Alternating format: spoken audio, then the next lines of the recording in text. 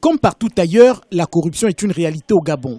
Le pays multiplie des stratégies pour endiguer le phénomène, mais à la réalité des faits, il persiste. Récemment à Libreville, les femmes se sont réunies pour évoquer leurs responsabilités dans la lutte contre la corruption et le blanchiment des capitaux en milieu professionnel.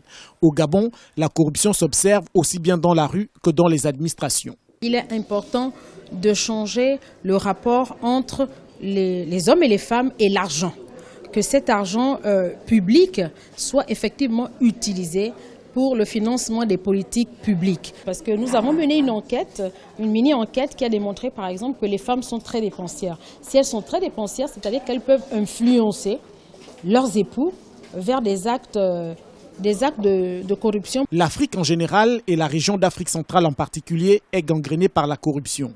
Pour lutter efficacement contre ce phénomène, le Gabon a mis en place la Commission nationale de lutte contre l'enrichissement illicite. Depuis sa création, plus d'une centaine de dossiers ont été traités, mais aucune arrestation enregistrée.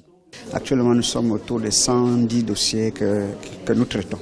Et autour de ces 110 dossiers, nous avons rejeté au moins 14-15 dossiers pour manque de preuves.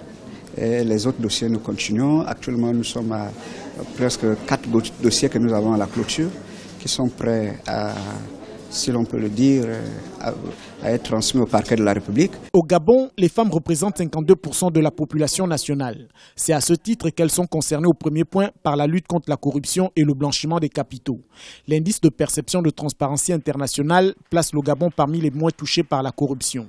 Cependant, l'Afrique centrale et l'ensemble de l'espace EAC perd chaque année 40% de ses ressources à cause de la corruption. Selon les spécialistes, environ 55 milliards de dollars US en flux financiers illicites quittent l'Afrique pour d'autres continents.